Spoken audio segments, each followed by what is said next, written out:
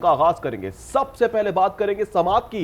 APS हमले के वक्त गठजोड़ और आर्मी एक्ट के होते हुए भी फौजी ट्रायल क्यों नहीं हुआ? क्या फौजी अदालत में दहशतगर्दों के ट्रायल के लिए तरमीम क्यों करना पड़ी?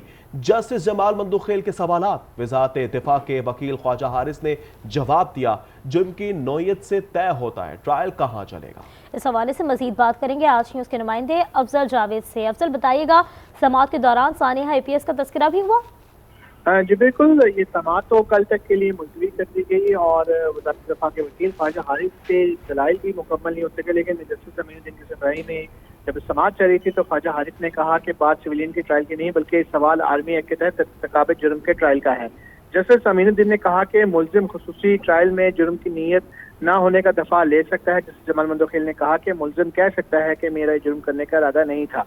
जस्टिस मोहम्मद अली मजहर ने कहा कि नीयत का जायजा तो ट्रायल के दौरान लिया जा सकता है। ख्वाजा हारिस ने 21वीं आईनी तरमीम पर दलाइल दिए तो जस्टिस जमाल मंदुखेल ने कहा कि आईनी तरमीम इसलिए की गई थी क्योंकि मिलिट्री ट्रायल नहीं कर सकते थे। ख्वाजा हारिस बोले मिलिट्री ट्रायल हो सकता था, आईनी तरमीम की वजह कुछ और थी। जस्टिस जमाल मंदुखेल ने रिमार्क दिए कि खसूसी कोर्ट को तस्लीम करते हैं, कानून में तरमीम के लिए कोई मखमल में लगे पैवन का जायजा लेना भी जरूरी है।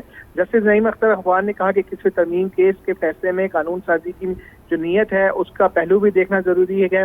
जस्टिस हसन अजहर रिजवी ने इस मामले पर जो साबिक चेयरमैन सेनेट रजा रब्बानी के कानून साजी के वक्त जो आंसू बहाए गए थे तो उसका भी तस्करा करते हुए कहा कि साबिक चेयरमैन सेनेट के आंसू भी तारीख का हिस्सा है। जस्टिस जमाल मंदुखेल बोले कि वोट ना देते तो ज्यादा से ज्यादा उनकी सीट चली जाती। रजा रब्बानी ने अदालत में बताया था कि उनके हाथ पांव बंधे हुए थे। रजा रब्बानी बासूल आदमी है, उनका वोट देकर रोना समझ में आता है कि उन्हें इल्म था कि दरअसल उन्होंने क्या किया।